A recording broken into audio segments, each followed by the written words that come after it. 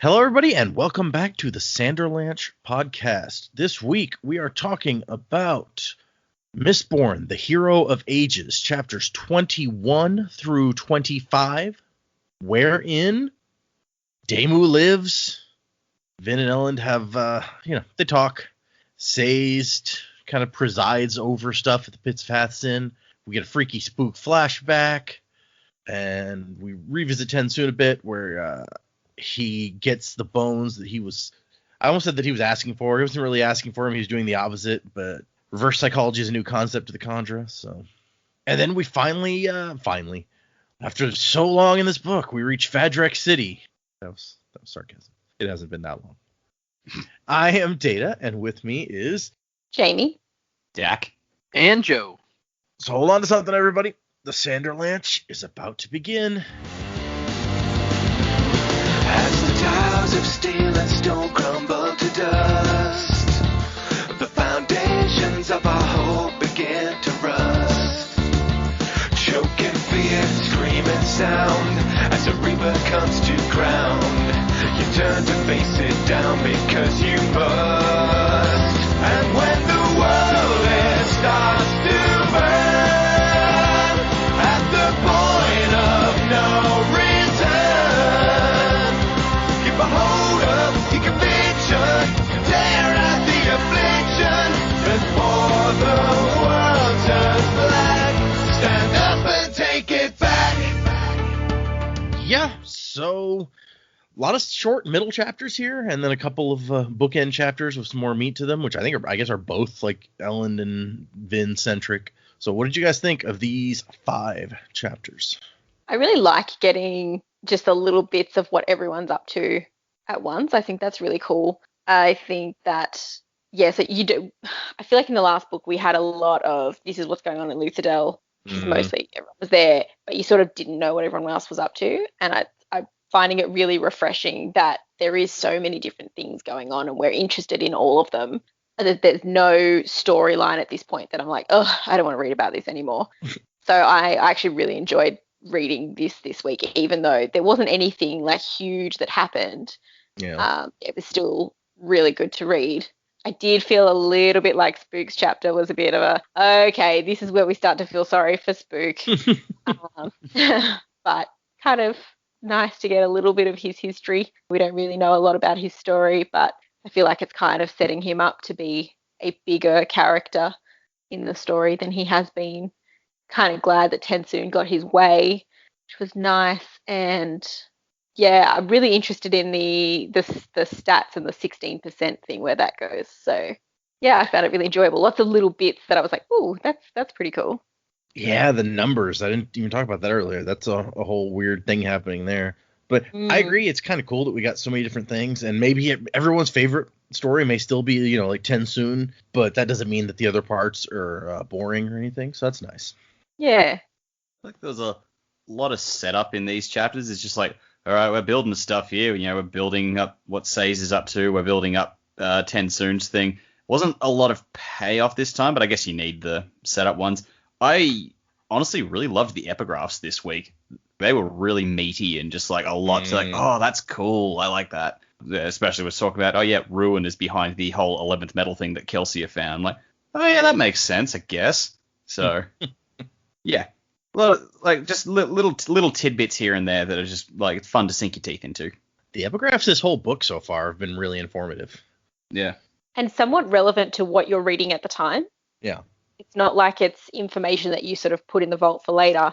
It's they're words that we're hearing in these chapters. We're going to find out that they're all fake. Look, maybe they are, but I think it's nice that it's something to sort of marry up straight away. You're getting it that little bit of information that is relevant at the time. At least this one isn't just banging on about his perfect memory for half the book. Or that he's running out of space. Or how awesome Elend was. Yep. Oh my gosh. Quan. Okay. Yeah, these chapters were good. I kind of agree with Dak. I feel like you got a lot of setup here, not a lot of payoff, but again, you got to have that kind of stuff. And I really do like the epigraphs in in this book, I just feel like it's information dump, and it's so delicious, and we're finally getting answers for stuff, so that's really cool. And then it just gives us insights into different things that we might not have thought about. It's almost like I feel like this one, more than any other book in this series, are like Brandon's annotations. Like, he's giving us information that I feel like, and he's doing it in a good way. He's not just like spitting out this information, be like, here are the answer to your questions. He's doing it kind of in a good in-story way, but it feels a lot like his annotations, where he's kind of explaining behind-the-scenes stuff with the world in the book that we may not get otherwise. So I really enjoy reading the epigraphs. Like I said, I've been taking notes on this book, and I actually write them down verbatim, the epigraph parts. I summarize the chapters, but I write down the epigraphs verbatim because I don't want to be tricked again. Not gonna be fooled again. Yeah, exactly. So yeah, I'm actually really enjoying it. Would have liked a little more story progression in these chapters, but that's okay. We can't get that every week. I mean, they made it like halfway across the Final Empire to Fadrex City. So Yeah, that's something. Right, but we just know Vin's gonna go spy. We don't know what's going on.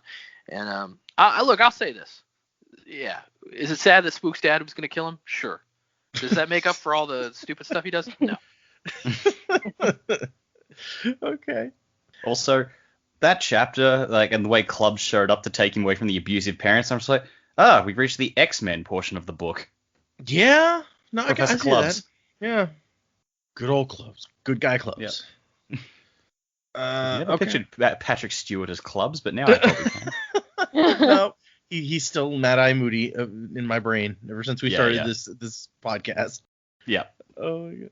Okay, I guess let's get into these. The first epigraph really is not the most informative one of the group, but it's just like, it's not surprised that Elend became so powerful. The early Alancers were way stronger. Didn't even need Duralumin to take control of the Kandra or Koloss once upon a time. Even Soothers and Riders could just be like, hey, I'm going to control that. So yeah, it's no wonder that the Kandra didn't like hanging out with the humans. But specifically the Soothers and the Riders. Like, even Clubs hated Soothers and Riders. It's true. And Clubs, secret Kandra. And we all hate Orion, so it's like it's not because they control, it's just because they're fucking annoying. And then I'm actually going to start off because we talked about, I mentioned, I'm like, I think the first sentence of the next chapter tells us what happens to Daemu. And it sure does. It's like, Daemu survived. And in the annotations, he's like, yeah, Daemu lives. He would have died, except for a promise I made. Daemu was named from my roommate, or former roommate, Micah Daemu. And I always thought his name was cool and wanted to use it, but he said I could only use it if I promised him two things, that his character had to get a girl eventually, and that his character had to survive to the end. So Daemu couldn't die here. He's protected by a magic shield known as the author's promise to his pal. Okay. That was kind of spoilery, but I liked the line so much about like the magic shield known as the author's promise that I was like, okay, I gotta touch on this. Daemu's the hero of ages. There we go. Yep. You figured it out. Hooks up with Orion. The only girls at the moment are Vin and Orion, so go ahead and flip that coin. Hey, there's is it Beldry? Beldry, yeah. See? Oh, right.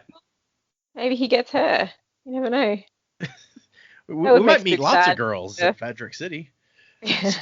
Spook would be sad for like 5 minutes, and then he'd find another girl. It's fine. Okay. So Daemu was part of the group that got sick and did not die. And they're carrying everybody on canal boats and things down the canal towards Fadrex City for the siege. And Vin's sitting here and she's thinking, like, all this stuff. Like, how am I supposed to do anything about all this crazy shit? Yeah, deep thoughts, Vin. Deep thoughts. And thoughts about the deepness. So, deepness thoughts. That should be like a segment on like a hypnotism show where they make you relax. It's like deepness thoughts. I like, she still thinks of herself as the hero of ages. She's like, man, me and Elendi's stories are so similar. It's like, I let this thing out, so, but the thing was behind it out, all right. The thing was behind the prophecies in the first place, so, the question at that point is like, is there even really a hero of ages? We know the epigraph writer at the very beginning was like, I'm the hero of ages, so I guess that makes us think that yes, there really is one, but from her perspective, I feel like I'd be like, it's just all made up, right? Makes you question, or it makes, I guess, these characters question everything they actually know or think they know about their world, because it's so easy for everything to have been manipulated. Mm-hmm. And so all this time they've gone, yep, this must be true. It's factual. The terrorist people have recorded it. And it's like, actually, no, this ruin managed to get a hand on everything and has played us like a fiddle. Yeah. And we get to that, we'll get there later, but that other epigraph is, it's like, even our greatest victory was Ruin manipulating everything. So it's kind of sad. Mm. But she has one thought where she's like, hey, but Ruin's not omnipotent. It wouldn't have had to trick me if it was. So I guess that's good. I mean, something put Ruin in the well in the first place. So clearly there must be something that can, stand up to him. Construction. What? No, never mind. You just got to build a well around him, and it's all good. Snorkel. What's the opposite of ruining something? Building it back up. Construction workers. Oh, I see where you're going. Okay. Yeah. I had to explain it. That's how you know it's not funny. Yeah. It's okay, Dak. I've done quite a few of those. Vin's trying to figure out how to do any of this stuff, and she's like, it's a puzzle. There's always another secret. We haven't said that in a while, but there it is. True, actually. When was the last time we saw that? Was that even in the second book? Might not have been. I don't recall. We said it a bunch during the podcast in the second book, but I don't know that it was in I remember the book. we said it a bunch in the first book. I didn't remember if by the second book we'd gotten away from it. Yeah, I thought we might have just let it go in the second book. No. Whatever. Hey, everyone who listened to all those episodes, if you remember, you can let us know. Write in and tell us how many times we used that phrase. Take a shot every time we say that phrase. Oh, wow. That'd be like a 40-hour drinking game. And it's only going to get longer. There's your weekend. Yeah, okay. She's like, I'm going to start out, I'm going to plan, and I'm going to do it like Kelsier planned. Because Kelsier, he's the best at everything, right? So we're going to lay out, what do we know? And she doesn't know all that much. It's like, Ruin's a real thing. It can change the world even when it was trapped, and now it's free. And Vin assumed it was behind the violent mists killing and the falling ash, but she doesn't actually know that stuff even. And we had a conversation with Elend about the first rule of Allomancy, consequences, which also the first lesson Kelsier taught her, so I guess we see her. That's the only Allomancy teacher she's ever known, so she just probably does what Kelsier did. There's an interesting little note in the annotations here about Elend's white uniform. And he says he gets questions a lot about, like, how is it possible to keep clothing white in this, in the Final Empire with the ash falling all the time. And basically, he says, if you saw Elend's uniform, you probably would not call it white. You would probably call it, like, a light gray. But compared to the world around it, it is extremely white. And everything's, everything's relative. So, I mean, does the ash have any metallic properties? He could, like, now that he's a Mistborn, he could just be pushing it away all the time. Ooh, that's true. I think there is some iron in the ash, actually. Yeah. I think they could use that to push the ash away instead of sweeping it up all the time. Maybe there's not enough. I don't know. Yeah. I guess it's really only coin shots that could do that, or lurchers. Or Mistborn, like Elend. So. Or Mistborn. It's like they don't really... they definitely don't have a lot of Mistborn in their army. No, not so much. I don't know that they have any... Like, the whole last book... We didn't see any other Allomancers who were working for Elend except for the crew. So he may not have any more. He's got Vin, and Vin's awesome. But, and Ham and Breeze and such. But yeah, they've got like 4 people. Yeah. Yeah, and Sham and Japheth. For some reason, I thought you said Shan, like Shan Alarial, and I was like, no. Shan's back. No, she got stabbed. No, she survived. Yeah. Zombie Mistborn. Zombie Mistborn. Isn't that just an Inquisitor? And right, that's I was thinking the same thing. I'm like, they just shoved some spikes in her and she came back or something. That'd be creepy. Yeah. Imagine that. We get to like the end of the book and Vin's facing off against an Inquisitor and it's like, oh my gosh, it's Shan. Didn't expect that. She's like, she got the whole Lady Deathstrike claws coming out of her fingertips. It's like my new manicures. That could be fun. Now I'm I'm pulling for this. Today.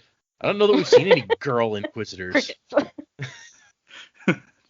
Look out the window. Oh, there's a tumbleweed rolling by. Sorry, I was stuck on the fact that you said manicures, like plural. And I was all of them. They're so big. She needs separate manicure for each nail. Well, it's like that. Those would be her Inquisitor spikes. No, okay. I've really got to shut the hell up. Sorry, honey. That's okay. But we have Elend is concerned. because he's starting to kind of relate to the Lord Ruler. He's like, no, I get why he did some of the stuff that he did.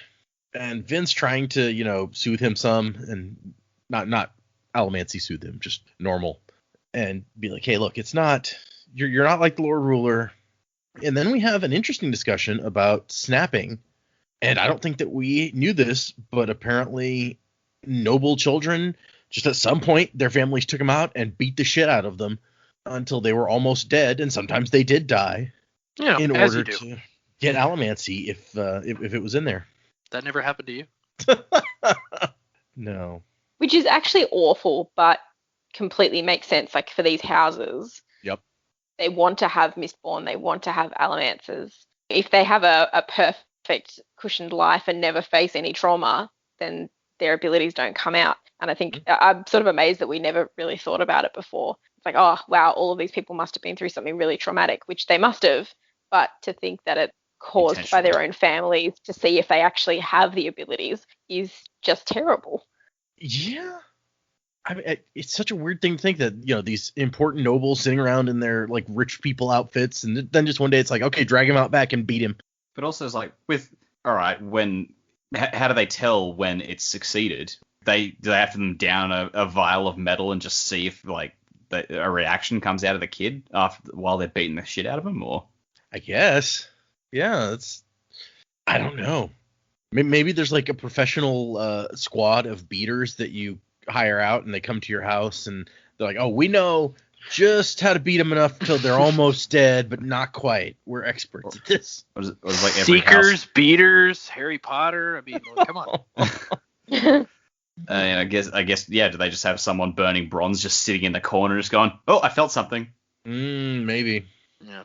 Professional beater. That was my nickname in high school. Oh my gosh. Were you the doorman for a nightclub?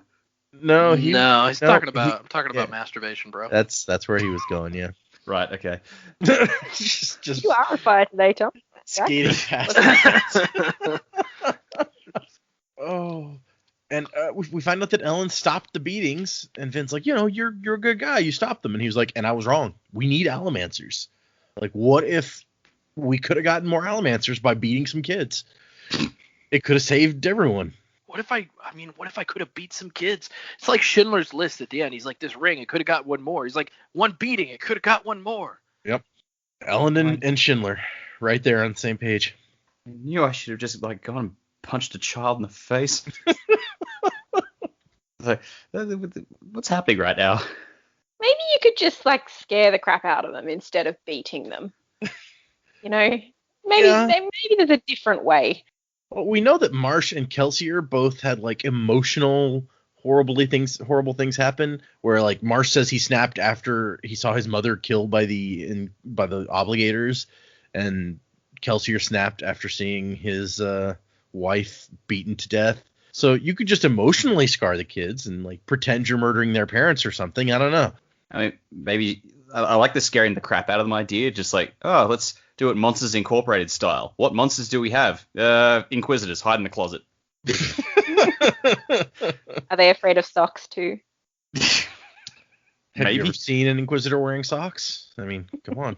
This could be the key to solving their Inquisitor issues. Socks. I'm serious, Yeah, guys. just put socks over their spikes.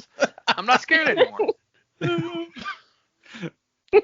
Ruin hates the fill of woolen socks. Well, maybe they get the socks and they look at Ruin and just go, we are free now. It's like the house elves. I'm a free Inquisitor. Now I can go kill to my heart's content.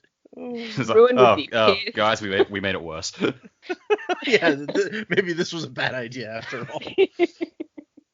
But wow, Elend's conclusion is he's like, I can hold the throne only because I know at one point I was willing to give it up in the name of what was right. If I lose that, Vin, I need you to tell me.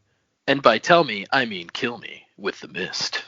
It feels very like I don't know. Did you guys ever read any of the Avatar: The Last Airbender comics? No, I haven't. Heard they weren't great. Oh, they're decent, but maybe the very first comic set, it's called The Promise, and Zuko makes Aang promise if he ever ends up being like his dad, that Aang will kill him. And then, of course, almost immediately, they get into a thing where he's like, oh no, I might have to kill Zuko now. But that's what it reminds me. Yeah, I can see that. And then Norden shows up. We were just talking about Norden. Good guy Norden. The smiling obligator. That's like his stage name, the Smiling Obligator. He does like a tap dance. Well, just Vin is thinking. She's like, man, I used to think a happy obligator was a bad sign. And there's actually, if you go back to the first book we read, there's a line where Vin's like, a happy obligator is a bad sign or something like that. Yeah, it's just a callback. And this is where we find the very strange number thing that comes up. We find out that of the people who had not been exposed to the mists before, and counting the people who died, exactly 16% of people fell victim to mist sickness, as they're calling it.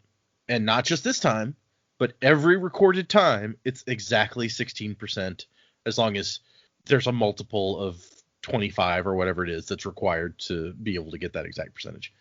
Yeah, which is crazy. But I also wanted to back up for a second because if we talked about it, I totally missed it. But when Vin is kind of reading through the diary and she's thinking through some things about how like Ruin has to have rules, basically, and he has to abide by certain things, I feel like that kind of supported my Ruin preservation yin yang thing. Like for every action, there's a consequence.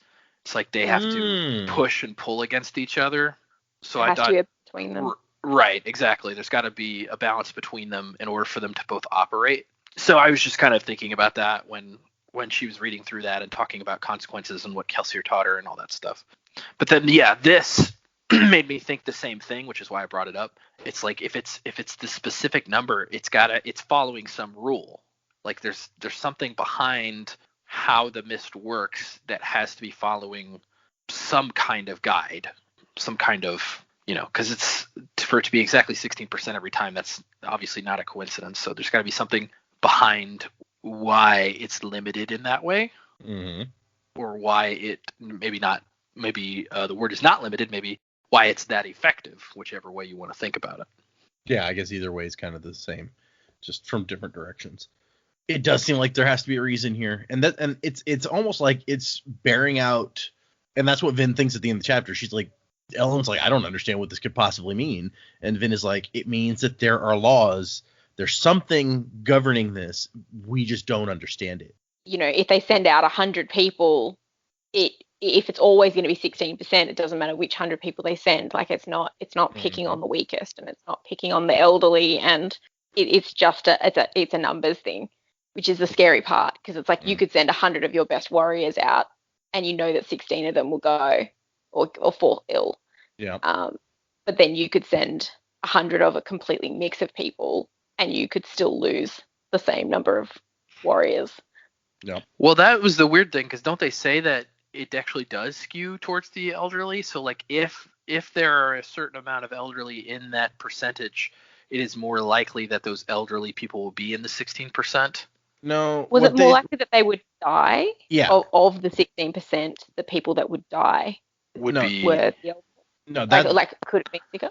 It was definitely that, like, it's still a random. It's still like 16% exactly get mist sickness, but of the people who get mist sickness, the more elderly are more likely to be dead. Oh, to be the dead ones, and that didn't have anything to do with the 16%. It's 16% get sick. It's not. Yeah. It's not. There's not a specific percentage of those 16% that die.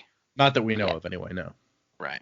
And he's like, we were paying so much attention to how many died, we didn't notice how unnatural the percentages of people sick were. Because I guess the people who get sick and then better is not your biggest concern. So that wasn't the number they were paying the most attention to. Well, and to Joe's point that he was making, which we didn't talk about when we were there, but it's like, we know that from what Tensoon says, that there's a ruin and there's a preservation. And he even says that to Vin once. He's like, we're a preservation, you're a ruin. But I don't know that she's internalized that, because she's like, ruin is out there. We've got to, in some way, try to stop this. And you'd think if she knew there was another force, another big capital letter force out there that maybe could be on their side and fight against ruin, that she would be interested in that. But I think even at the time when that happened, I was like, she just kind of skips right over that. She didn't pay attention to what he says. So obviously, I don't know that it sunk in almost at all. Yeah. She had other things on her mind. It's a shame Tensoon is not here to explain these things. Yeah, she had other things on her mind. You know, she had 2 boys that wanted her, and she couldn't pick between them, even though one was clearly a terrible choice. Oh, goodness. Oh, Zane. What a guy. We love him so much. That's not true. That was a lie. You said that with a straight face. Right. Our next epigraph is about the beads of metal, Lauracium, if you will recall. I mentioned it was called, that made men into Mistborns. And it talks about how the original 9 Allomancers, there's some fun information, there were 9 of them originally, all had this sort of allomantic strength that 1,000 years later, everyone's like, oh my gosh, the Lord Ruler's like the most powerful Allomancer. He's so much more powerful than us. But they all started out that powerful. He's just the only one who managed to live this long. And of course now Elend gets that same level of power. The 10th Allomancer. The 10th. That does seem dramatic. Well, I mean, it was a whole, the whole thing about the 10th metal. Yeah. 1 Allomancer to rule them all. I was just having the same sort of thought. Yeah. As soon as I said the 9 Allomancers, I'm just like, the 9? The 9. Yeah. There's a couple ways you could go with that. The 9 men, the ring wraiths, or you could say Knights of the 9 from Oblivion, if you're an Elder Scrolls fan. I'm not. Yep. I don't know who that is. Are there only 9 of them at any given time? It's been a long time since I played Oblivion. I actually don't remember. Okay. Waiting for that remaster. Okay. Yeah, that and Morrowind. If they did a remaster of both those, that'd be pretty sweet. Well, they did Morrowind. Did they? Uh-oh. I thought We gotta look. I just remember the original one being terrible. Now they did you might be thinking of the Morrowind expansion they did to Elder Scrolls Online. Oh, maybe. Because that's the last Morrowind thing I saw that came out. Let's see. Elder Scrolls Online, not to alienate any listeners if you do like it, I don't think it's very good. Bethesda doesn't want a Morrowind remaster, prefers to play it through backwards compatibility. It's almost unplayable at this point. Morrowind Remaster Skywind receives a new gameplay demo. So there is a remaster called Skywind. I don't know if that's an official one or if it's like a fan one. Yeah, that sounds like a fan-based modded sounds like one. it'll be a fan made. Yeah. Well, because now the thing is with Skyrim, sorry, we're getting off on a tangent here. The thing with Skyrim is like there are so many people that have modded the game, and now they've put mods in the console versions as well, that you can just get a graphics booster mod from the console mod list and just play it at a much prettier resolution. Even when they did commercials for the game to show you what the remastered version of Skyrim looked like, they actually had a mod on. It said so like at the bottom of the commercial. It's like this is using, some graphics mod. Okay, that is funny. Now I gotta look at That's your Elder Scrolls portion of the Sanderlanche podcast. So, Sazed is still in the pits of Hathsin, and he's hanging out with the Terrace Elders, sitting around. And last time we were like, is he king or something? It seems like they kind of want him to be, and he doesn't particularly want to be. Yeah, boy, this is depressing. Yep. But you know what they say, it's like the greatest leaders in history were ones that were thrust into leadership and didn't want it, Yeah. And Sazed, apparently last time he was here, he gave them some instructions. Keep your records in metal. I don't know why Ruin would want to go around changing like the Terracemen's records on how much of whatever they have. Right, how many beans they have. It's like, Yeah. we grew 100,000 beans this year. It's like, you grew 110,000 beans. But he's also ordered them to make a bunch of extra latrines they don't need. And Sazed is like, hey, I want you to be able to take care of a bunch of refugees if they suddenly show up. Anyone who's ever been to a music festival or a sporting match or anything like that will know you can never have too many toilets. You're not wrong. Well, except for us when it's like the water stopped going, and so people are like, you should get snow and use it in your toilets to turn into new water so you can flush your toilets. That was the whole. That was fun when I had to boil snow to get it to be water so that I could flush my toilet because we didn't have water. Yep. Oh my god. Fun times. Super fun. If you guys are not aware, we're recording this right after the winter storm in Texas. That was not great. Yeah, lots of stuff happened. We won't. Well, we won't get into the meat of it, but let's just say I'm glad that it's over. Yes, we're finally above freezing. Snow's going away. We can drive again. It's all good. You can flush your toilet without snow. Yep. Assuming that when everything melts, like, you don't have a burst pipe because something froze. But, you know. Oh, God. Fingers crossed. Fingers crossed. Oh, good times. Anyway, so Sazed is like, hey, look, I'm not trying to give you commands. I'm not saying I have any authority here. I'm just making suggestions. And they're like, please stay and be our king. Can you please? He's like, no, I gotta make commands. I gotta bounce, y'all. I'm sorry. Yeah. He's like every guy after a one night stand. He's just like, I gotta go. I got a thing. I gotta be at. Appreciate the breakfast, but I'm out. He's walking over, just like, man, you're all stage 5 clingers. But it's they're like, hey, look, we don't need food. We don't need land. We've got plenty of everything. What we need is a leader. And Sazed is like, no, we don't need like another tyrant king type of thing going on. We had that for too long. And they're like, no, not a tyrant, one of our own. And he's like, the Lord Ruler was one of our own. And they're all like, oh, right. Sad. Whoops. No one wants to remember that. And somebody notices that he's not wearing his copper mines and calls him out. It's like, during the Lord Ruler's time, you like always worked so hard to like wear these things in secret and do all this dangerous stuff. And now that you can do whatever you want, you pack them away. He's like, look, guys, I'm complex, okay? I'm a complex man. I don't know what to tell you. I got some shit to sort out. He's like, look, the Synod cast me out. Last time I left Tathwington, which was the Terrace capital, if you recall, I did so in disgrace. The common people cursed me in the quiet of their homes. He's like, well, now they bless you, Master Sazed. Yeah, he's like, that was then and this is now. Be our leader already. Yeah. Come on, we've apologized. Right? I feel like we're really glossing over something there where he's like, yeah, all you people cursed me. And they're like, well, but now everybody else is dead. So you got to do us a solid. Yeah, the Terracemen are really hot and cold here. They're like, but now we love you. Yeah. Our new title for you is Master Better Than Nothing. Yeah. They're like, dude, you got a bright nose. You can lead us through the fog. Come on. They totally are. Yeah, no, you're not right. And they're like, but you're all we have left. And he's like, then we are a sorrier people than we may appear. Which that was sad. Yeah. They're not even like, you're our silver medal. They're like, you're our like 9th place, but you're what we've got. Dak's default chant from the last episode. Oh, worst taste. But we do find out one fun fact here, that the mists apparently are not hurting the Terrace people. They're like, oh, what? The mists don't hurt people. That's foolish ska tales. Yeah, interesting. And so then they're like, hey, please stay. And he's like, I'm sorry. This is how it's got to be.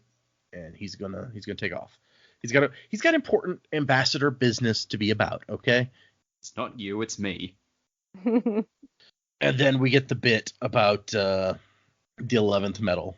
And it's like, Kelsier found these myths about the 11th metal out there somewhere, and nobody knew where, but nobody knew what he was doing after he escaped the pits of Hathsin. And we know he was hanging out with Gemmel. Yeah, in that short story, he found like the little journal thing in that guy's house, didn't he? Yep, he sure did. Meanwhile, that guy is just like, I never kept a diary. What the fuck is this? Because it was all ruin. Yeah. Gemmel led him there for something very important. And if you'll recall, what happened was Gemmel pulled out, like, he's like, this is a fork or a spoon. Yeah, he's like, this is the best fork. I think it was a spoon. He's like, this is the best spoon I've ever seen. It's like God's spoon. This is mine.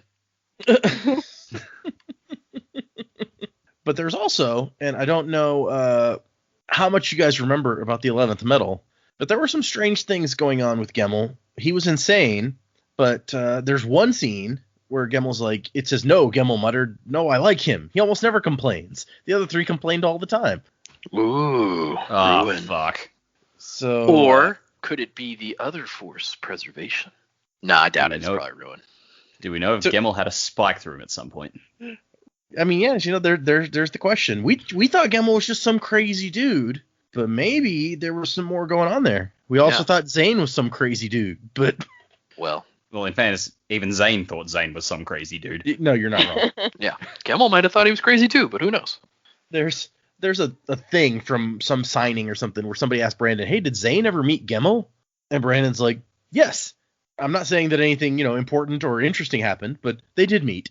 And it's just like the most random little, like, here's a fun fact. Gemmel tried to pick Zane's pocket. Zane tried to smash Gemmel's face. It was the start of a little buddy cop adventure. They became best friends forever. Yeah, an unlikely pair in a sitcom. We already got 2 shows based on this. That's we true. Got the Venture Brothers. No, we got the crossover. It's a crossover show. It'll be like you've got the Venture Brothers show with Elend and Zane, and then one day Gemmel walks in. It's like the guest star from the previous series. Yeah. It's like when on Smallville because one of the Dukes of Hazzard was Clark Kent's dad, and then like on one episode the other Duke of Hazzard showed up. That's awesome, actually. Are you caught up with WandaVision, Deck? Yes. All right. Sure Spoiler. Not today's episode, but spoiler alert. You can cut this out, Data, if you want. It's like when Pietro shows up, and it's like the wrong Pietro. You're just like, well, what? Well, wait a minute, man. Yeah, that was crazy. I wish I hadn't had it spoiled for me before it came on. Oh, somebody spoiled it. What a jerk. Oh man. Well, because I know it was something all had over the leaked. internet, Yeah, but- it was all over the internet, and I ended up like running across a picture of it or something, and I was just like, oh. I did see a picture of it's like rumors that he will be in WandaVision. I just went, no, they've already got a Quicksilver. Whoops. Wrong. Well, and then I watched today's episode, and it's just a whole nother level. Well, of stuff I haven't going seen it yet. on. Okay, yeah, we won't do anything. Well, wait a minute, man. Anyway, so we got Spook flashback, where he's out on the edge of the Final Empire in whatever town. What a he used to be flashback.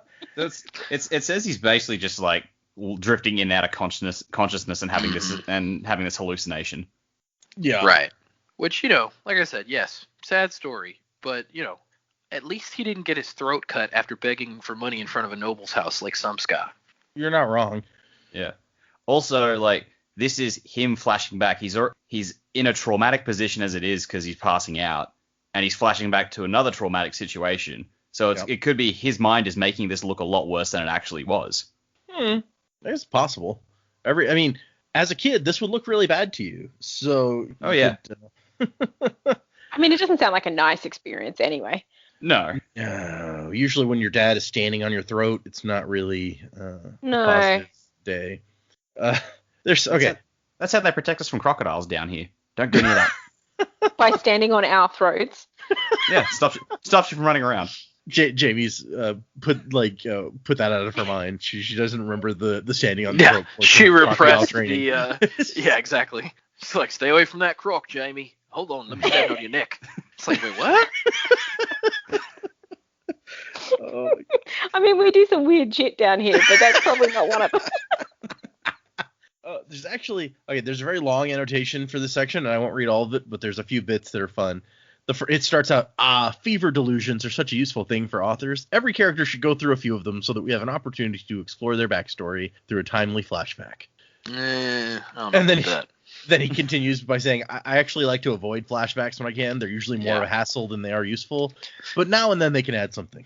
Yeah, this whole flashback thing is just rockadoodle, like that. It's like a fever dream. It made me like I remember watching Rockadoodle when I was little and I had a fever, and it made it like 10 times worse.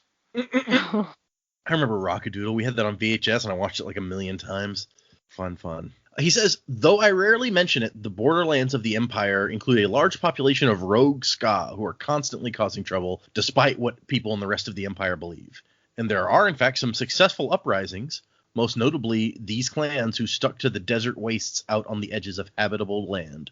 And then he adds, as a side note to this side note, the planet this takes place on is barren and virtually uninhabitable, save for the poles, a situation caused by close proximity to the sun. The final empire is at the North Pole. What's at the South Pole? I wonder.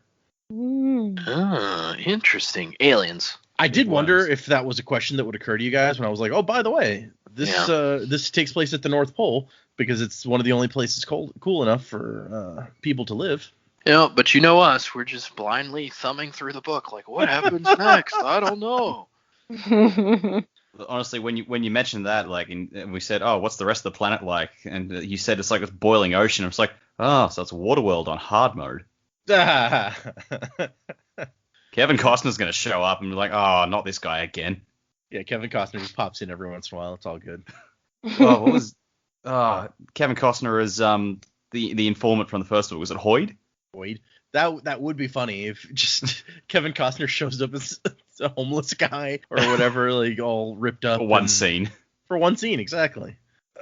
He also mentions that Clubs pays a bunch of money in this bag of money he pays for Spook, which we'll get to in a second. But actually, he paid like 20 times that much in just traveling out here after he heard about what was happening in order to save Spook.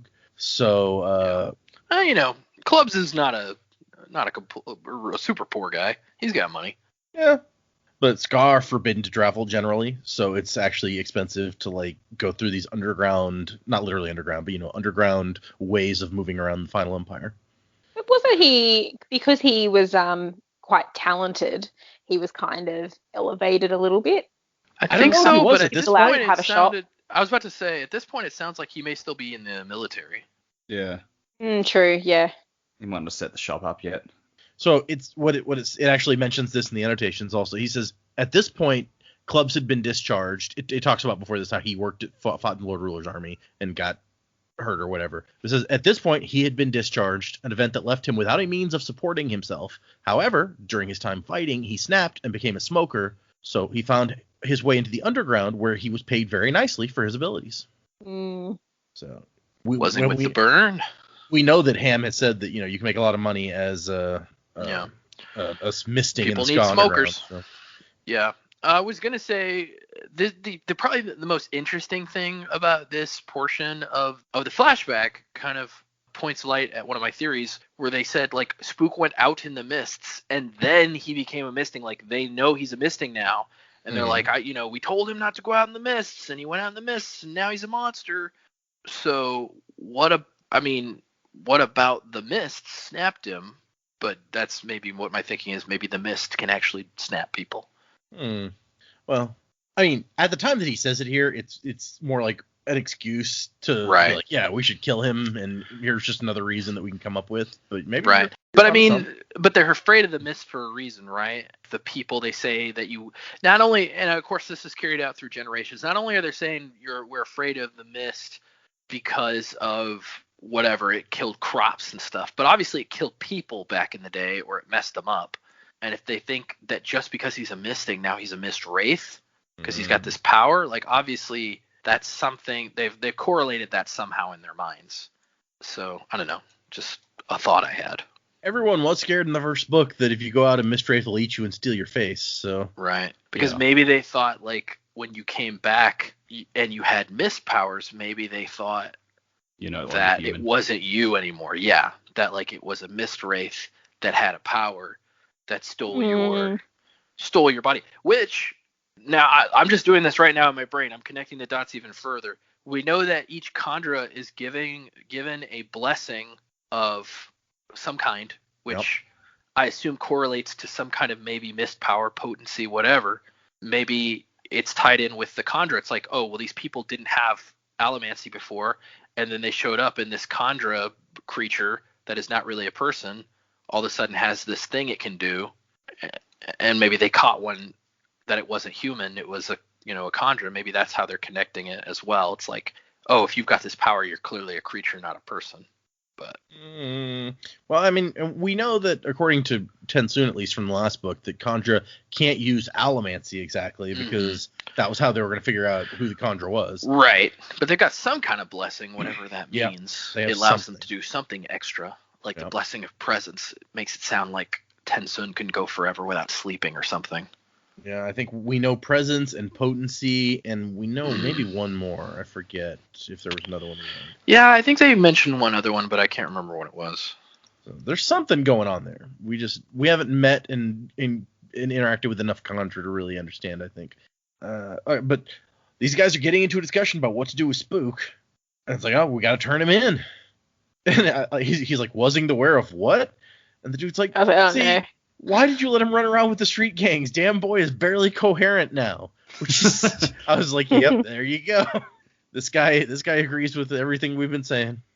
I just want to throw out there, like going back to what we were saying about, how did he snap out in the mist? I just kind of assumed he picked a fight with a immature mist wraith, kind of like fighting a raccoon that was like trying to steal his meal. Oh yeah. Are you sure it wasn't like a possum?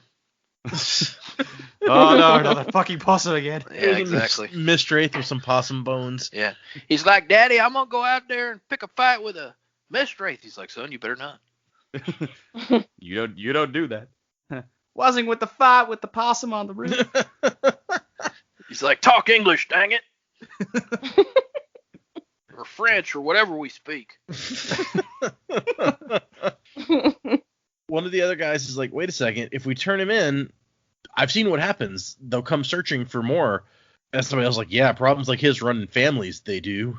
It's like, okay, yep, we're going to have to kill him. And the large man is what he's called repeatedly, but we find out in a bit that he's Spook's dad. It's like, I guess I'll just step on his neck even harder.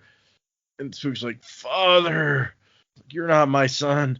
My son went out in the mist and never came back. You must be a Mistwraith. As an excuse so that I don't feel as bad about crushing your windpipe. You some sort of monster. And then there's a bag of coins. And dude's like, the coins in exchange for the boy. Now. I was going to say, is that how Clubs talks now? Clubs is Sling Blade for some reason now, yeah. Yeah.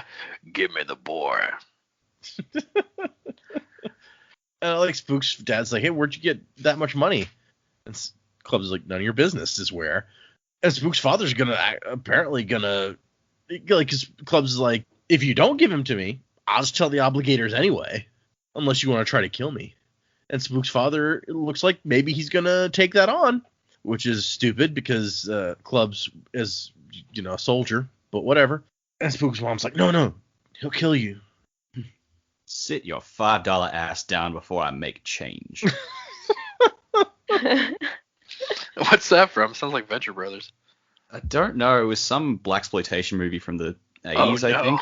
Oh no! Why do you keep the shit tickets in this town? Sorry, I'm reading. Not actually. I want to hold on. What are you reading? Your $5. I'm searching for this. You're trying to find that? I want to know. Here we go. This is New Jack City.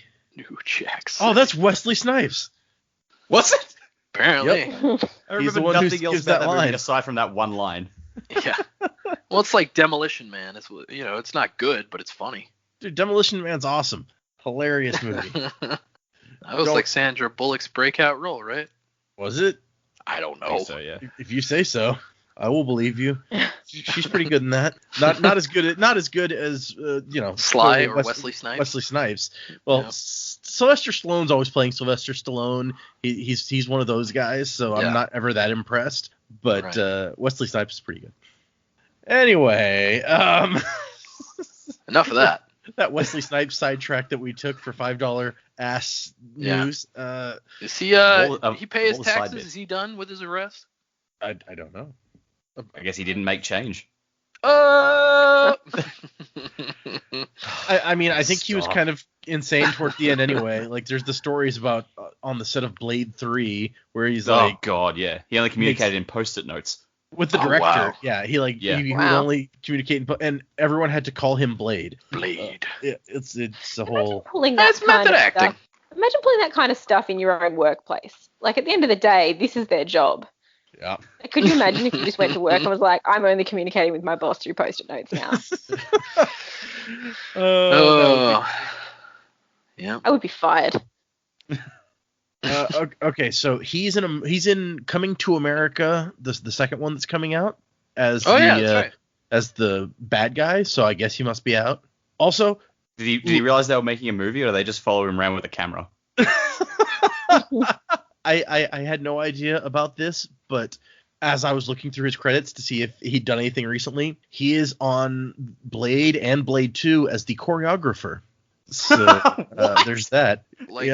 Guess like the fighting choreographer, like he was a stuntman maybe, and he I don't know do that stuff. I bet you that's what. No, it is. You know that nightclub scene at the start of the first Blade. He choreographed the rave, the blood rave.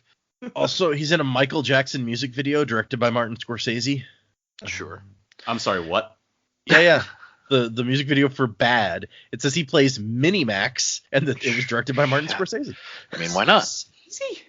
Yeah. I mean, Michael Jackson did the music for Sonic 2, uncredited. Yeah, Michael Jackson was just into weird stuff. Yeah, that's true. Like, Wesley Snipes isn't? in terms of like filmmaking and whatnot. He lobbied to play both Spider-Man and Professor X. He did. I read about that. Yeah. Oh my gosh. Man, Michael Jackson's Professor X. What would have happened? Oh, apparently he got out in 2013 from his tax. Okay, so it's been a long time since he's done. He's good. He's all good now. Uncle Sam is like, okay, you paid it up.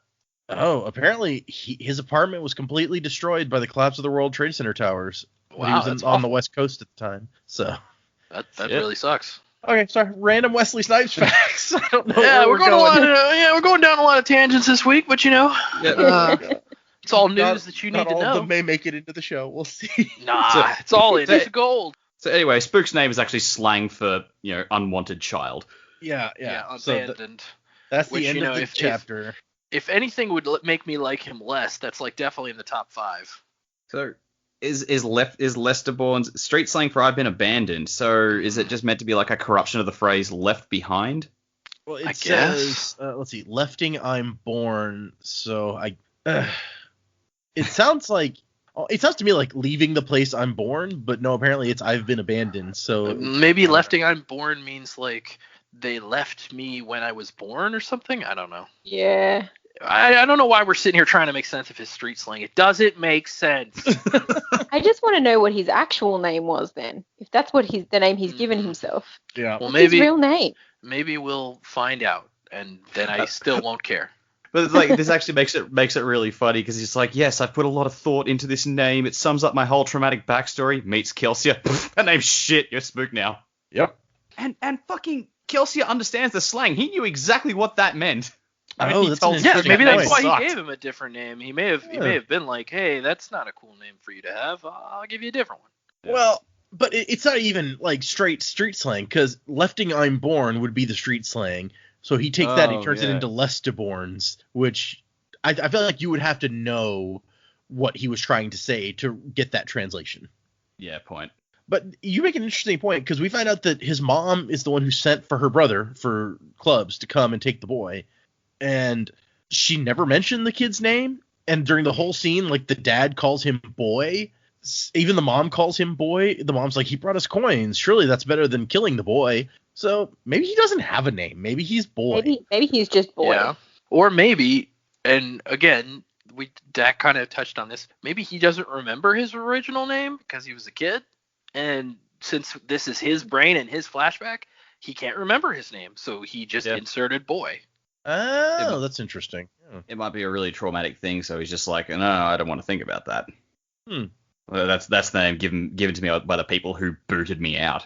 But yeah, that's a short chapter of Spook's origin story, which I know everyone was clamoring for the Spook origin story film. So here we got it. But also, like, it's the origin story, but it also doesn't tell us shit. We don't find out how he snapped.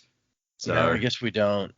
He's just running around out there with the kids. Somehow. Now I just have to find a place in Spook Rap to rhyme lefting I'm born. I wondered if that would affect the Spook Rap. It'll go sure. Source. Yeah, Mistborn, lefting I'm born. I think I rhymed Mistborn with Lestibourne, so I think we're covered. Try and find some place to work in how he fought a possum.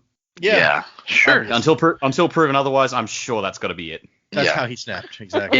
It hissed at him. He got real scared. He snapped. Then he could smell the possum really strongly, and he was like, "This is gross. I gotta get out of here. I gotta get home." And then he came home, and his dad's like, "I'm gonna kill you." It's like, oh, I can feel the rabies in my bloodstream as it bites me. Rabies. I was gonna make you into a pie. Now I just want to go home. But now we get to the epigraph where Alrian tells us that it was Ruin that was behind the 11th metal fabricated this legend. Did you say Alrian? Alrian? Oh, whoops. I meant the epigraph writer. Yeah, you definitely said Alrian, and we do not believe that she's the epigraph writer. Don't even play. So, bonfire? I would never have a slip of the tongue that revealed the true identity of the epigraph writer. Yeah, Alrian can't talk that well. I'm just going to go ahead and say that right now. It cannot be Alrian. No, there's she been cannot no mention even... of the color pink in these epigraphs, not her. I doubt she can even read. She has somebody else to do the reading for her. Yeah, she dictated this whole thing. Oh, gosh. While she was sitting on some guy like a footstool.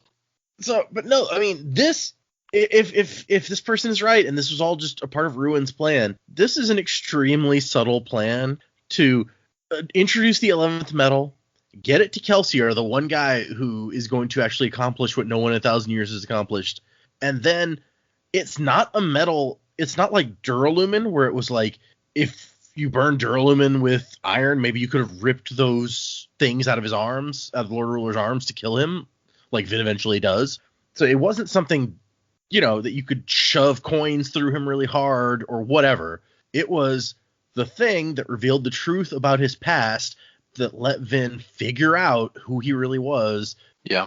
So it's a very convoluted plan. If this was this is a reach for sure. I don't think you're exactly right. Like, why wouldn't Ruin just teach him about Duralumin? Makes no sense. Maybe Ruin is just that subtle. He knows what's going to happen somehow. Well, maybe it has to do with the rules that Vin is saying that he has to follow. Maybe he can't directly affect things that much, especially if he was still trapped in the well. It's like, he can't throw out too many hints, because that's not very 16% of you. Yeah, exactly. That's not very 16%. But it says the Lord Ruler knew the truth about Ruin and would never have released him, so Ruin needed a way for the Lord Ruler to die.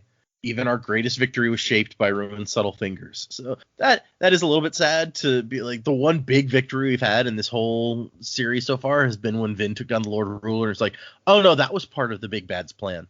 Fine, just take all the joy out of life. Aurian, what a jerk. Sure, Aurian.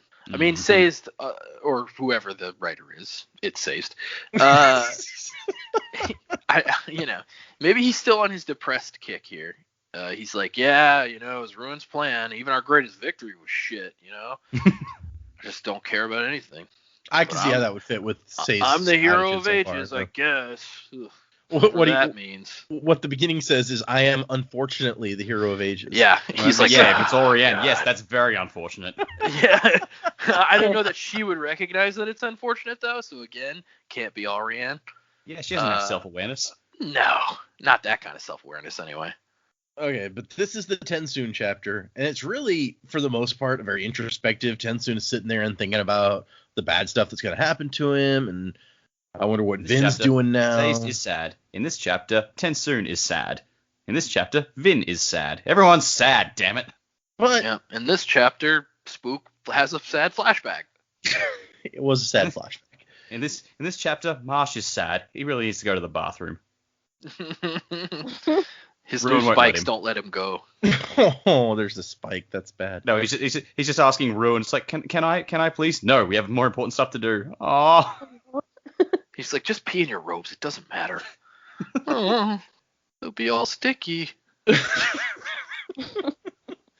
wonder if those spikes can rust. Well, I mean, if some of them are made of iron, maybe. The steel ones probably not as much. If they're stainless, I don't know. Whatever. Let's see. So Tensoon has the blessing of presence, so he's able to focus despite his uncomfortable confines, and guards show up. There's 5th generation guards, rather, with the blessing of potency. So, and he could not outrun Kandra, who had the blessing of potency, it says. So there's some solid information about what that does.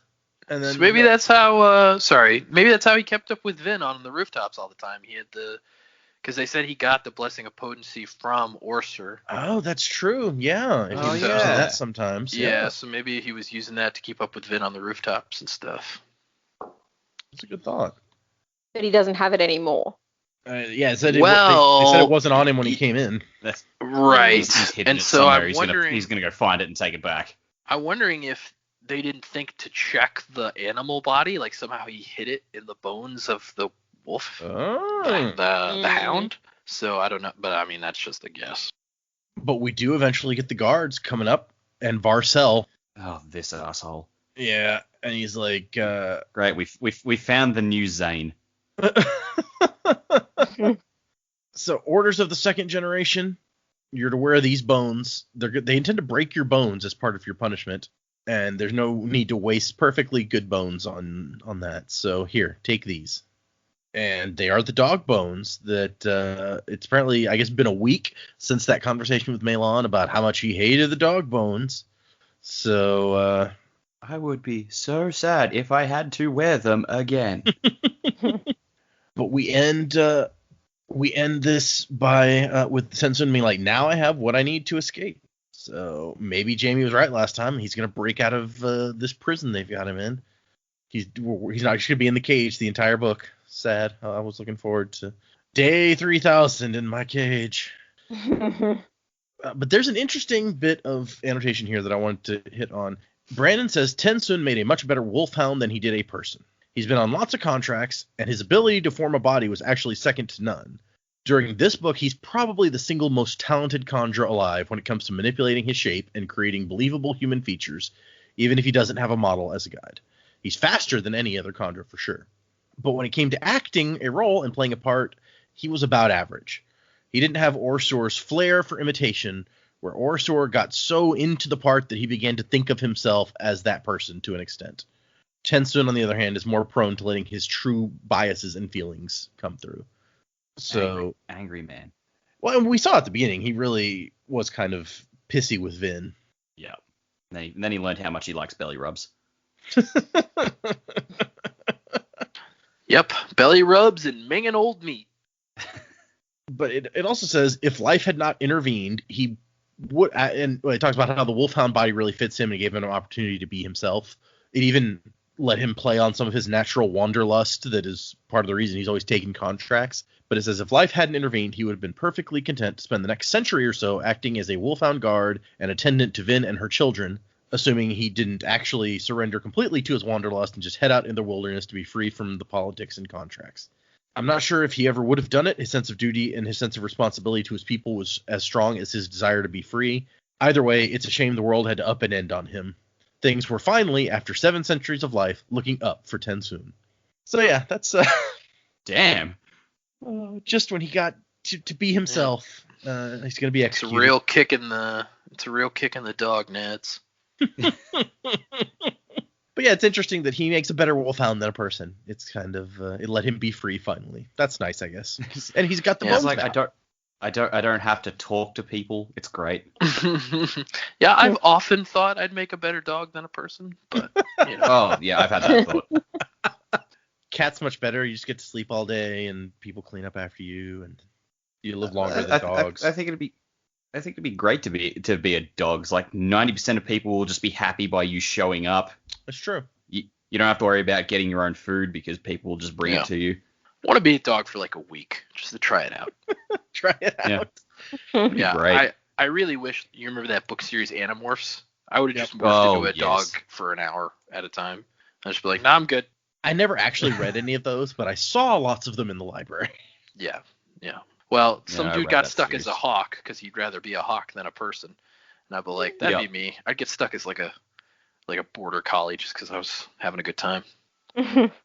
Okay, so and our final epigraph is about the balance, which they touched on a little bit. Like Ham asked a question about it at some point, but we didn't get too deep into it. But apparently it was a big topic of discussion by philosophers in the 3rd and 4th centuries. The Lord Ruler actually, according to this, altered mankind to make them more capable of dealing with the ash, and at the same time did some other stuff.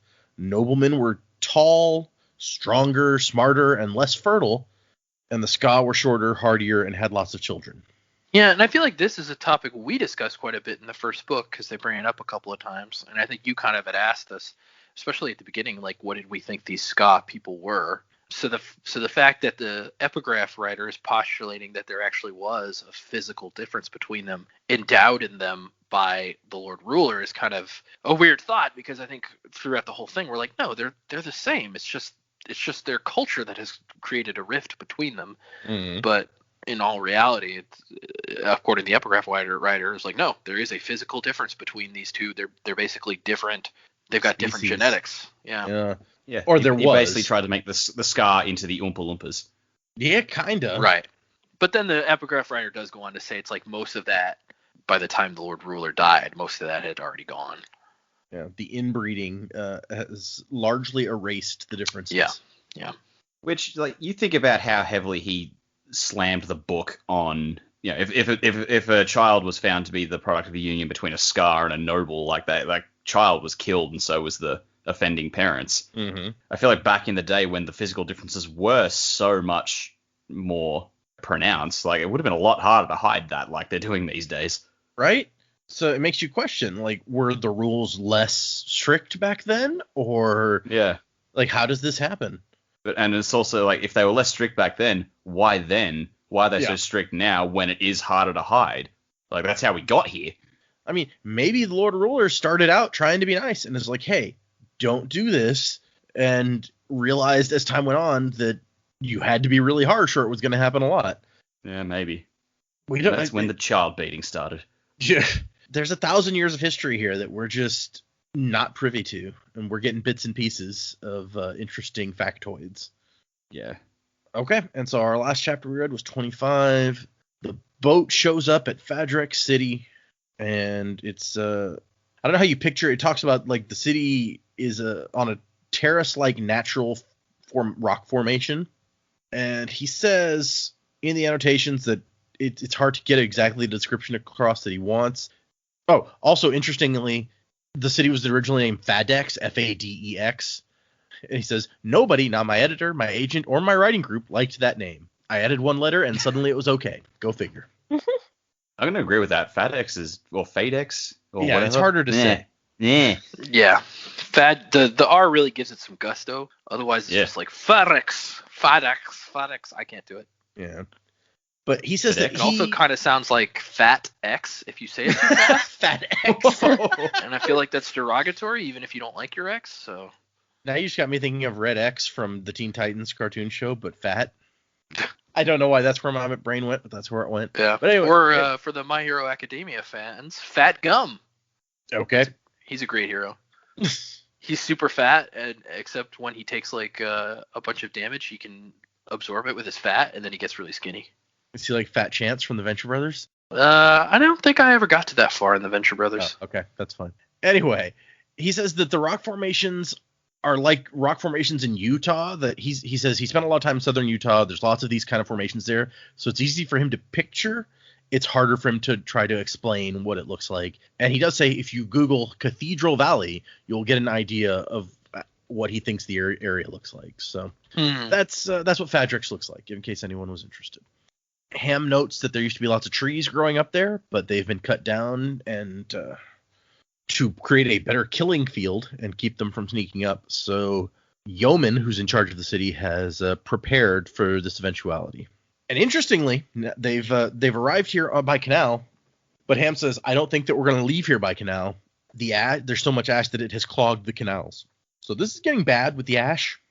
They don't talk about it much, but probably because there's not really anything they can do about it, but it's not good. Need to get like a giant metal shovel or something and just get all their coin shots behind it, pushing it so they can just... It's just... I think it talked earlier about that they were using nets or something to like dredge the canals some to make them passable. That's what his army was doing when he came back from conquering that city. We note that the Fadrex City army or the people there have already been exposed to the mists. They can tell that much. So Elend's like, well, it was a good idea exposing our army too, so that we're not weak there. And also, if they do take the city, it's one less thing they have to worry about. That's true. You don't have to worry about exposing all of them like you did the last city. That's a good point. Damu's still sick, and Elend's thinking we're spread thin. Spook and Breeze in the north, Penrod back at Luthadel, and Felt is watching the storage cache in the east. If you guys remember Felt, he's a fun guy. Which one was Felt? So Felt in the first book was like the leader of the spies that Elend borrowed to spy on Vin. Oh, that guy. And then in the second book, he figured out how the wells were getting poisoned. Yeah. So in a way, I like that we get characters like Gordell and Felt who just kind of like they keep popping up. Like, Show hey, up this is often. Yeah, this is people that are in this universe that we've met and they still exist. And it's not always just like some random new guy doing everything. But yeah, it's not like Game of Thrones either, where instead of bringing back the same character, there's just like another character. And then you got to remember that character too, because he's going to become super important later. That's just because the original character filling that role died, and then a new character had to come along to fill that role. 25,000 defenders of the city is what Ham says. And Set says that most of the troops are probably out, like, keeping control of the other cities in the area. And Vin's like, oh, wait, do you think the other cities would, like, rebel and switch sides back to you? And Set's like, oh, no, they would just make their own kingdoms.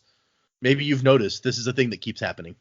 They're going to try to trick Yeoman. He's like, hey, tell everyone to stay inside during the mists, but get ready for a raid so that we can trick him maybe into thinking we're scared of the mists. And Set wants to try to attack the surrounding cities to distract and try to, like, starve the area out. He's like, we can take these other cities with no defenses, and then we'll kind of rule the area around here. And Elend's like, yeah, we're not going to do that. We're not here to just, like, conquer back your homeland. We're here to get the storage cache, and there's not any reason to pillage the countryside in the process. We're actually not here for your feelings. Shocker, I know. But Set makes a point. He's like, what do you think you're going to find in this cache? Some magical thing to stop the ash? Like, that's Adium isn't even going to do that. And he says, you've been chasing a puzzle left by the Lord Ruler for the better part of a year. Has it not occurred to you that the man was a sadist? There is no way out of this.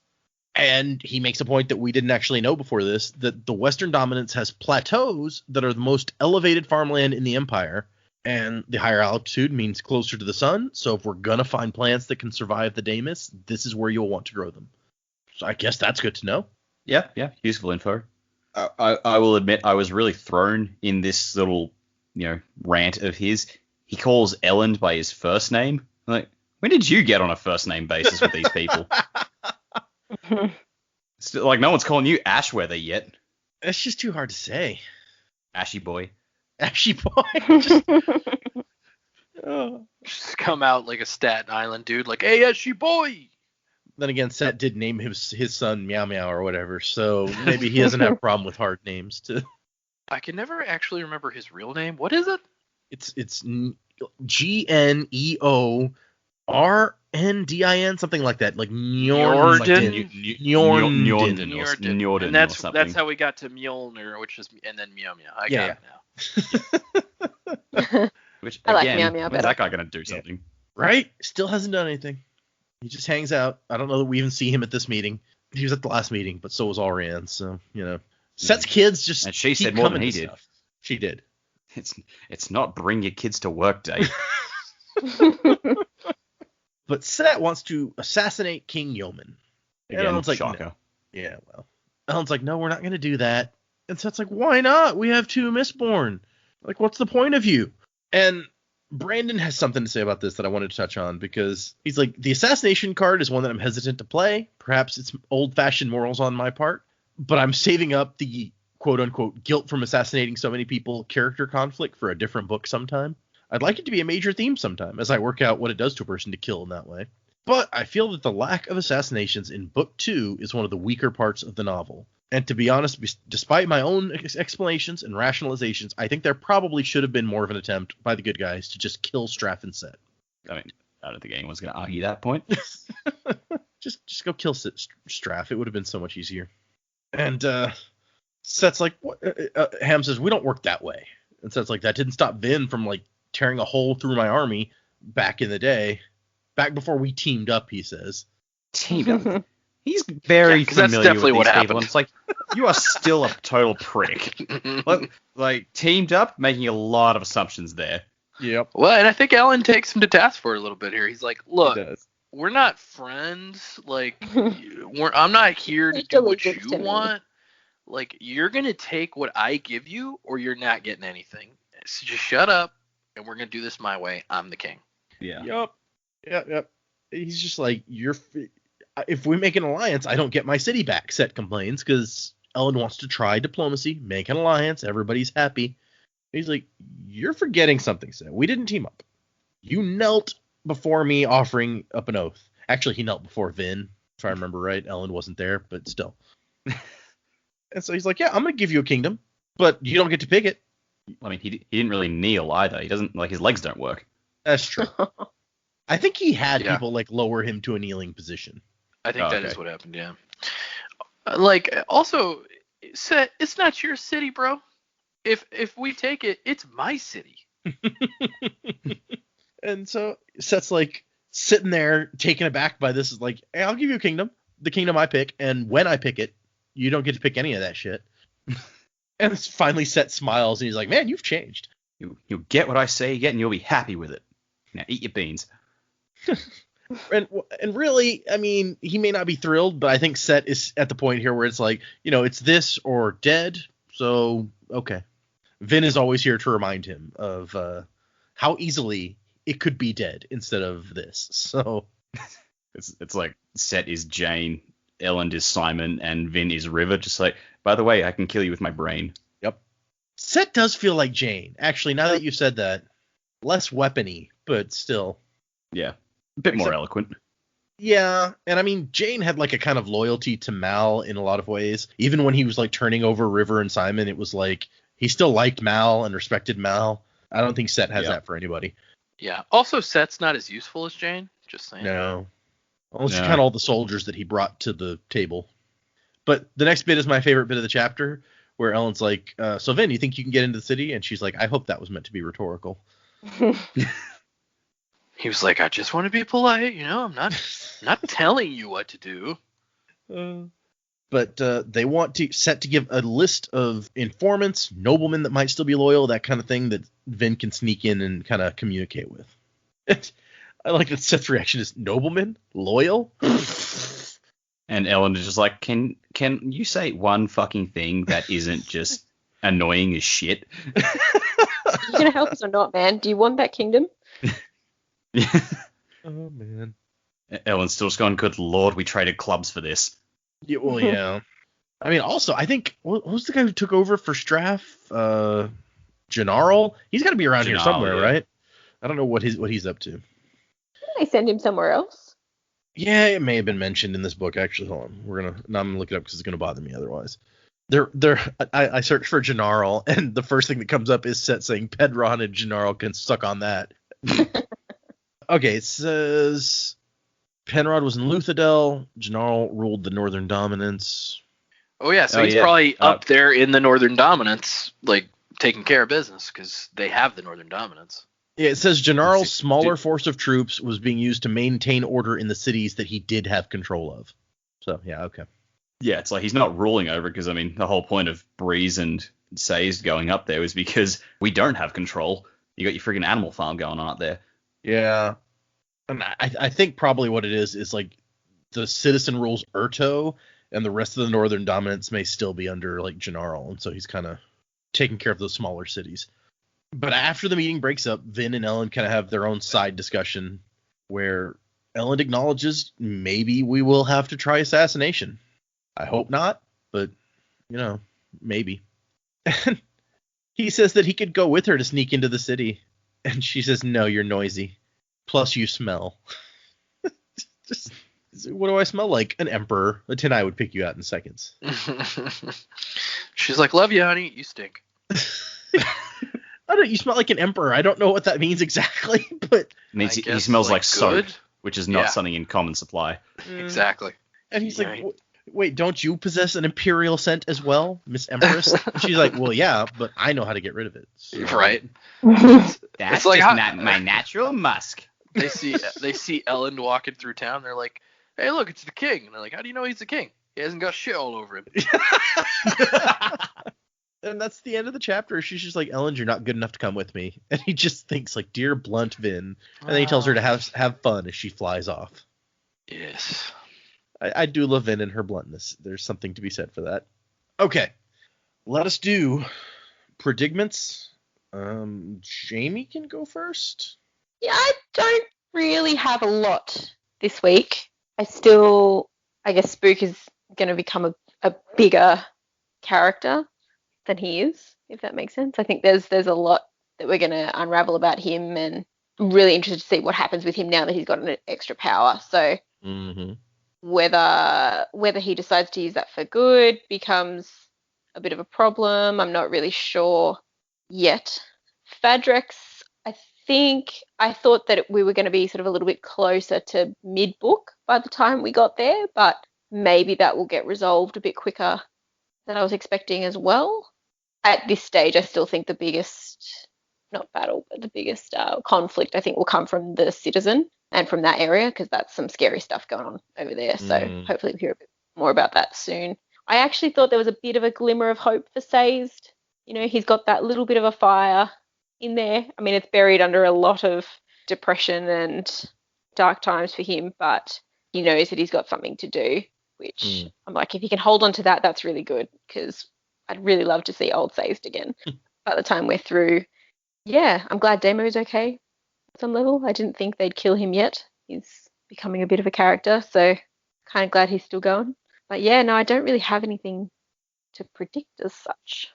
The Citizen really does seem like the bigger threat right now, right? But we haven't met Yeoman yet, so we don't know what kind of threat he might pose. Yeah, true. Are we overlooking the threat of Ruin and the Inquisitors? Yeah, there is that. We do know from Marsh's last chapter that there's 300,000 Koloths sitting out there with him just waiting for whatever Ruin's plan is. That's going to be hard to fight. Something's going to have to change for them to actually have a chance to be able to fight that. They've got to get some more information.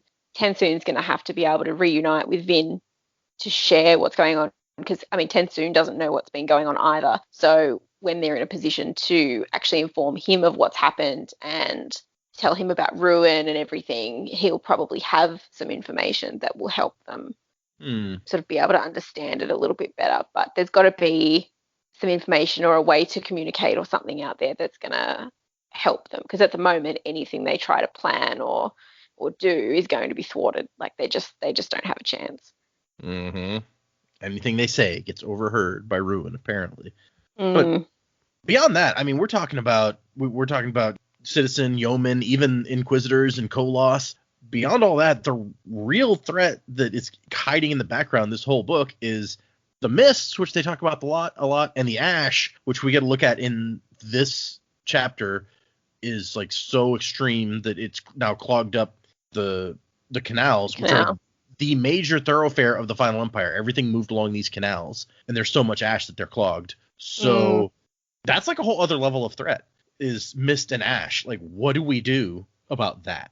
Is it something that they are going to have to unite? Diplomacy will work eventually, or by force, because at the end of the day, it's going to affect all of them. It's not going to be just one group of people are safe, and unless they know something that not everyone else knows. But I guess that's kind of what happened to Set, was diplomacy by force.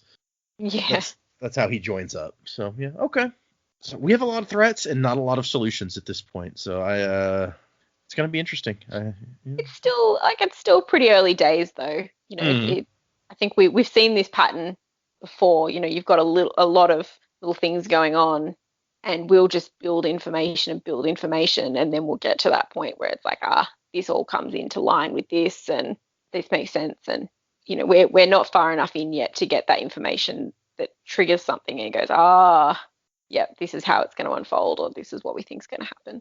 That's true. Even in the first book, it was like the Lord Ruler was this impossible to kill thing that was God, until we kind of found the little secret that was buried the whole way. Yeah, that's a good point.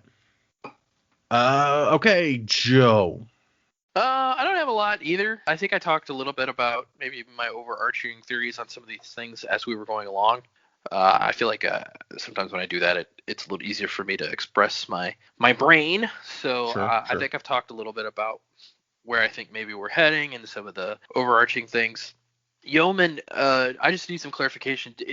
Was Yeoman an obligator? Is that what was said? Yes, he was an obligator for the Canton of Resource, I think it may have said. Okay.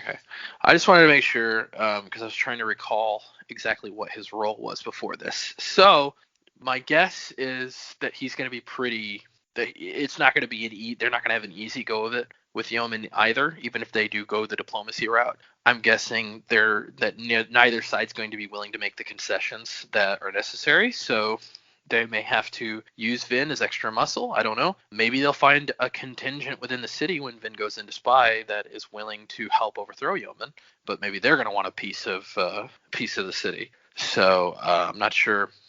Maybe what that is. Here's what I might be more interesting for me to see, and I don't think it's going to happen because he's scared of Vin. But I'd be interesting to see like a double cross from Set, some kind of thing where he doesn't like that Elend's not going to give him the city necessarily, and so he takes matters into his own hands and starts like slaughtering people in the nearby towns and trying to take over cities and stuff. Might be interesting to see that. And then here's what I really hope happens. I hope, just like in all our favorite dramatic TV shows, I hope there's a chapter where it's like a musical and they're all singing. And I think that would be great. But I don't know that it fits within the genre too well. So once more with feeling from Buffy the Vampire Slayer, right? No, I'm with you. Yeah. Or the musical episode of Supergirl, which I didn't watch, but is a thing. It's like all the Scar trying to dredge the canal, just going, roll 16 tons. What do you get? Yeah, exactly. Another day already deeper in debt. Yeah. Or they're like, look down. Yeah. But that might be fun. I really hope that Sazed kind of comes more. Maybe the Urto stuff will be good, because if the Citizen is the main, besides Ruin, of course, if Citizen is the main threat. What if he is Ruin? Well, I don't know about that. But if he is kind of the main human threat in this portion of the book, I'd really like Sazed to be heavily involved in kind of his takedown. I'd like more clarification. I think we'll get more clarification on maybe what the Kelsier ghost thing was. So that might be good, because we didn't really get to. They didn't really talk about that in this chapter, because I guess he's passed out having a flashback. Flashback of plot convenience. And then, other than that, I guess I really want to see how all these strings come together to form the web of this story, because I feel like this is the last book in this first era series. There's got to be a convergence of all of these things somehow, and I hope it's weaved into a nice web, as opposed to like some of the theories we had last time with the Citizen is actually in league with the Inquisitors. That, something like that would be really interesting. But yeah, so I'm looking forward to. I'm optimistic and excited about the future of the book. Okay, that's good. We like optimistic and excited. This is a plus. Okay, Jack, what do you got? So I've got a couple just of possibilities of things that might happen in the next few chapters. I think the most immediate one I have is, they've made it to Fadrex. Ruin will have another Koloss army and an Inquisitor or two hiding out nearby, just waiting to see what's happening. I think there's Ruin's probably thinking, there's no point sending this army in and potentially losing more Inquisitors and Koloss to these guys when the two human armies might just wipe each other out in the process. So I'll just wait to see, and if they manage to unify, then I'll send in my guys. So yeah, I think it'll just be they finally resolved the conflict in Fadrex. We're all good, and the Koloss are attacking. I like the idea that he's like, I'll let you guys ruin yourselves unless you fail, and then I'll have to do it for you. Yeah. It's like one of the classic James Bonds, the villains talking about. It's no, you don't fight your enemy. You set two enemies against each other and then pick off the survivor when they're weak. That was the entire plot of the last book. Both the armies are sitting out there when the other army attacks, I'll have all the advantage. Yeah, pretty much. So that's what I think Ruin's up to at the moment. I think Spook is going to abuse his power, not through any ill intention, but I think he's just going to make the situation in Urto a whole lot worse, because he's just going to go to town using his new powers. Look at all the shit I can do now. I'm so useful. And actually just fucks everything up for everyone. And because I think that's a nice parallel to Rashek getting power and being manipulated by Ruin to an extent, and it's oh yeah, I'm trying to do the right thing, and actually wound up destroying everything. After our conversation last week, I'm sort of convinced that Spook is a sort of Inquisitor now with that spike, and Ruin's in his head. I think that was the Kelsier. I still think Ruin is the Kelsier ghost. So maybe Ruin will just sort of push him into doing stuff he really shouldn't be doing. What else did I have? So I think Tensoon's going to escape, and Varcel really has a chip on his shoulder about Tensoon. So I think once Tensoon escapes, Varcel is going to chase him down, and there's going to be a big fight, and then it's I'm going to have to kill another Kandra. Or else Tensoon will say, you can't condemn me for killing a Kandra when you're trying to kill me yourself. And Varcel's going to be fuck you. And for some reason, I'm picturing this as Les Mis now. And I am Varcel. Maybe that's where you'll get your musical portion. Yeah, there you go. They'll sing as they're fighting. It'll be great. It's seeing stars, but they don't know what they look like, so... 2, 4, 6, 0, 1. Gosh. No, it'd be third generation. Yeah, that's supposed to too. Yeah. You're saying that you don't think that Spook has learned to be subtle in the last 10 minutes or whatever since we last saw him. I think that he's gotten a whole bunch of new powers and will just think to himself, I can do so much shit now. And he can. And he'll, like the Jurassic Park credo, he'll be so focused on whether or not he could, he doesn't stop to think about whether or not he should. Okay. Yeah. And the music will kick in. That's how you beat Ruin, with dinosaurs. Yeah, that would be how I would do it. Nah, I'd probably use an army of corgis. That would be way cuter. I think there's a book series I've got called The Dinosaur Knights. It's like exactly what it sounds like, knights mounted on dinosaurs. Sure. And the series was meant to be 6 books, so they got to 3 and then the author passed away, so it's never going to be finished, unfortunately. It's not the best series I've ever read. There's I have a lot of problems with it, but there is one fucking awesome moment in one of the books where it's like you've got these 2 armies charging at each other. The guy at the head, he used to ride on a I can't remember if it was a T-Rex or an Allosaurus, but it's been gone for ages and he hasn't seen it in months and months and months. He thinks it's dead. And they're like, yeah, it's like the climax of the book. They're fighting these armies. The main villain of the book is above him, about to kill him. And then all of a sudden they all hear this roar and this fucking Allosaurus bursts out of the trees and just eats the main bad guy. I'm like, oh, that's the best. I can see how this would be very cathartic. Yep, dinosaurs eating the bad guy. Because you see the dinosaur's POV throughout the book trying to get back to him. It's like a very loyal, murderous, giant carnivorous dog trying to get back to its master who it loves. Now you got me thinking of Game of Thrones with the dire wolves when they're separated from their wolves. Similar. Yeah, or the dragons. I mean, in Game of Thrones. Yeah, that's probably a close comparison. Those guys are basically dinosaurs. But yeah, the only other prediction I have is a bit more long term. But I think at some point Ruin's going to send Marsh to fight Vin just to try and get more of a sense of her and see if she might hesitate when she's fighting him. That would make sense. I mean, they weren't ever super close, but close enough. No, but she has a connection with him. Right. I mean, we saw in the last book, Sayes don't give a shit. Sayes was ready to pulp that guy. Yep. But Vin, on the other hand, might not. Well, and if only because of how close she was to Kelsier, and that's Kelsier's brother. So, yeah. Right. Interesting. That would be an interesting thing. He's like, maybe I can make her hesitate. That's assuming that Ruin's worried about Vin at all. So far, he's manipulated her masterfully into releasing him. So, she might be his best friend. She's kind of taking his army away bit by bit. Yeah, that's a fair point. She killed that Inquisitor up pretty well. Elend kind of killed the Inquisitor up pretty good. One of them had a Koloss that squished the guy's head, and then they took all his Koloss away. So yeah, that's a fair point. It's a stupid thing, but I kind of hope that at some point Spook and Set encounter each other, and Spook just decks him. It's like, you're like, my uncle was better than you. How dare you replace my uncle? That would make me love Spook.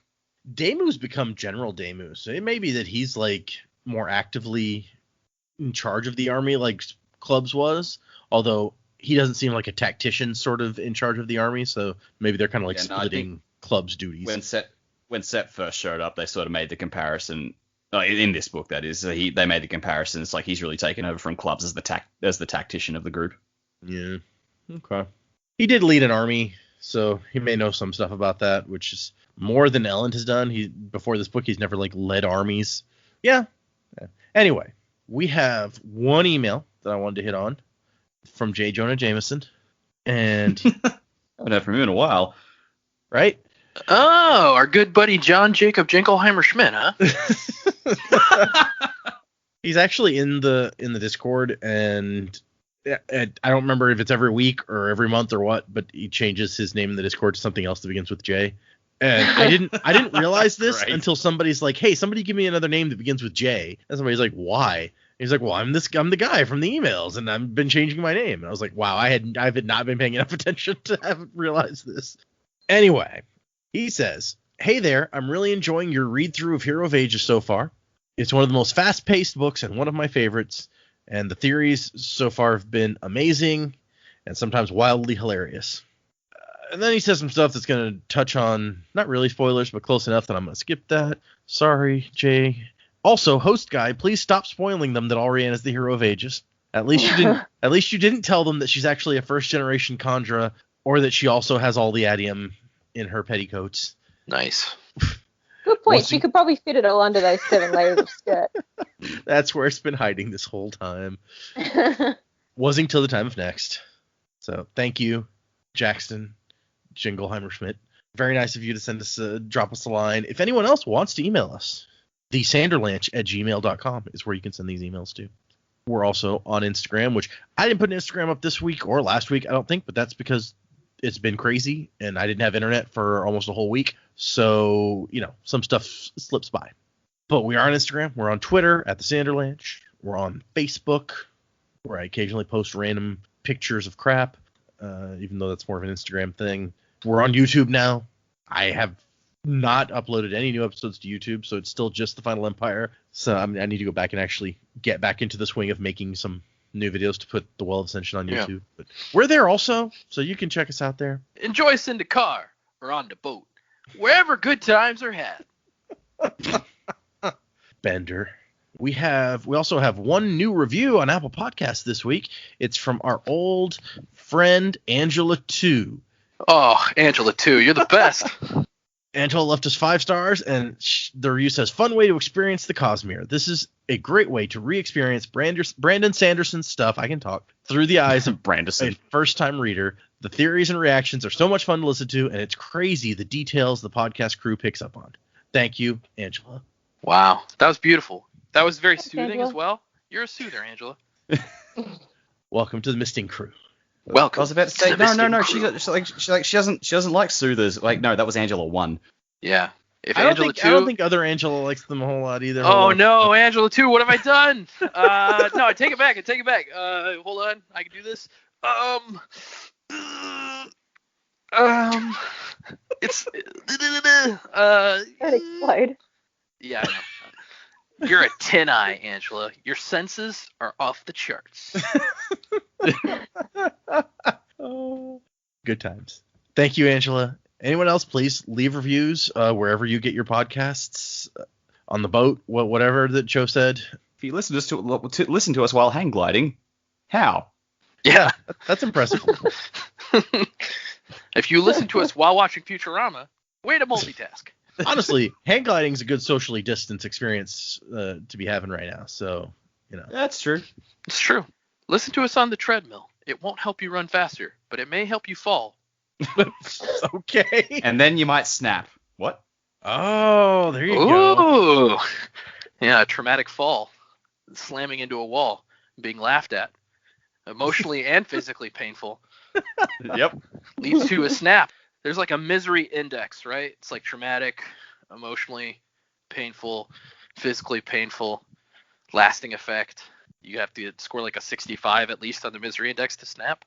There's a show called The Misery Index. I don't really enjoy it. Yeah, it's got the Impractical Jokers and Jamila Jamil, who's really great in The Good Place, which I recommend. Yeah.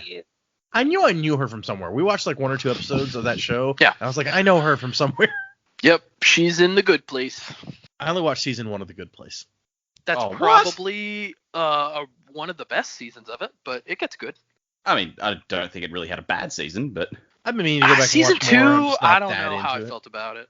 Also, I read spoilers for future seasons, so I was kind of like, oh. Oh, yeah. If you don't know, like, if you know ahead of time what's going on, like, I can't, that's not one of those that I can really rewatch. I feel like I absorbed everything. My wife cried at the finale, and we were done. Oh. Anyway. That finale was like, yeah. Yeah, it was beautiful.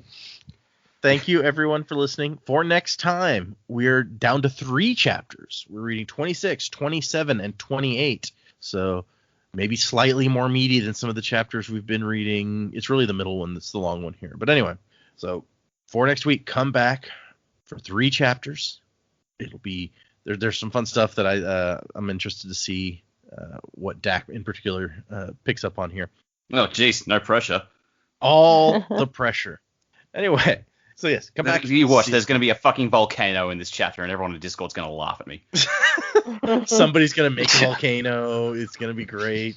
With Adium somehow. The Adium's all in a volcano. That's why they can't find it. Bowie's going to pop up out of the volcano and be like, forget about the baby.